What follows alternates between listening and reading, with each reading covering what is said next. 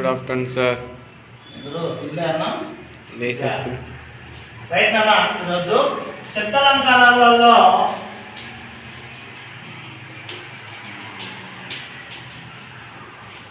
శబ్దాలంకారాలు ఎన్నిగా మొత్తం 6.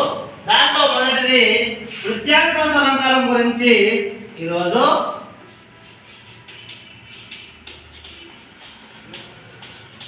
వృత్యానుప్రాస అలంకారం గురించి తెలుసుకుందాము. వృత్యానుప్రాస అలంకారం గురించి ఈరోజు తెలుసుకుందాము. వృత్యానుప్రాస అలంకారం అనేది శబ్దాలంకారం నాన్న. శబ్దాలంకారాల్లో ఇది ఒకటి. దీని గురించి ఈరోజు తెలుసుకుందాము. ఈరోజు నేను రాస్తూ ఉంటే మీరు రాయాలి. రైట్, రాసుకోండి. ఒక వాక్యంలో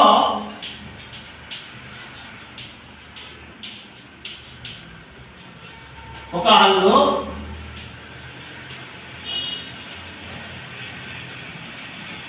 అనేకం సార్లు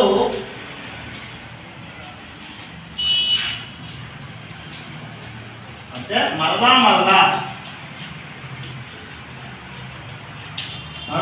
రావడాన్ని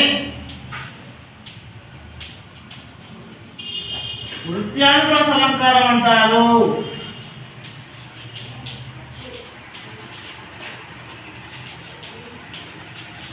వృత్యానుప్రాస అలంకారం అంటారు.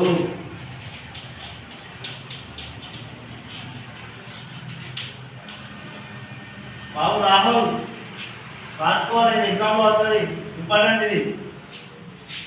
రైట్, వృత్యానుప్రాస అలంకారం అంటే నాన్న ఒక వాక్యంలో ఒక హల్లు అనేకం సార్లు అంటే వచ్చిన అంటే అదే వాక్యంలో చాలా సార్లు వస్తుందట. చాలా సార్లు వస్తే దాన్ని వృత్యానుప్రాస అలంకారం అని అంటారు. ఉదాహరణ చూద్దాము. మేము 2 ఉదాహరణలు ఇస్తా. నెంబర్ 1, రైట్, అక్కడ గోడ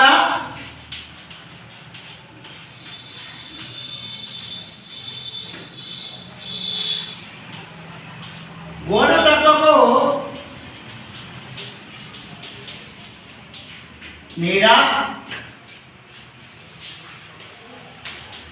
నీడలో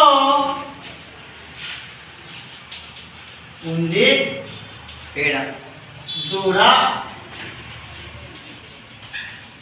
దూడ వేసింది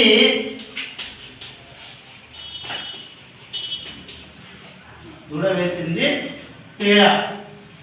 చూడండి, ఇది ఒక వాక్యం నానా. వాక్యంలో అనేకం సార్లు వచ్చిన హల్లులను మనము లెక్క పెట్టుకోవాలి.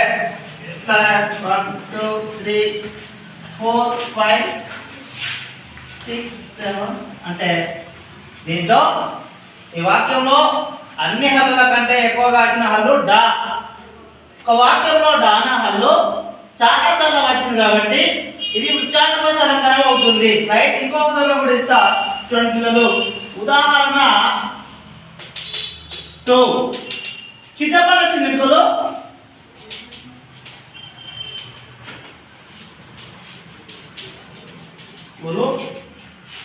టపటపమని కురియంగా. చిటపట చినుకులు పట మని కురియంగా. చూడండి, ఇది కూడా ఒక ఉదాహరణ నాన్న. ఇది కూడా ఒక ఉదాహరణ. చూడండి, ఇది ఒక వాక్యము.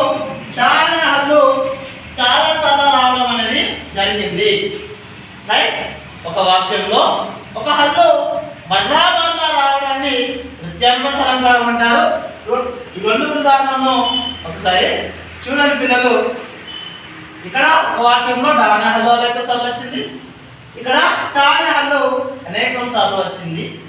కాబట్టి ఇది వృత్యానుప్రాస అలంకారం అనేది అవుతుంది. అంటే మీరు ఎట్లా రాయాలంటే వాక్యంలో మీరు ఉదాహరణ రాసి దాంట్లో వచ్చిన యొక్క హల్లు ఎక్కువగా వచ్చిన హల్లును తీసుకొని పై వాక్యంలో డానే హల్లు అనేక సార్లు వచ్చింది కాబట్టి ఇది వృత్యానుప్రాస అలంకారం అవుతుందని మీరు రాయాలి. నెక్స్ట్ ఇక్కడ చూడండి, ఈ ఉదాహరణ రాసింది కాబట్టి ఇక్కడ టానే హల్లు పై వాక్యంలో టానే హల్లు అనేక సార్లు రావడం ద్వారా అది వృత్యానుప్రాస అలంకారం అవుతుందని మనము తెలుసుకోవాలి. ఓకే పిల్లలు, థ్యాంక్ యూ నాన్న.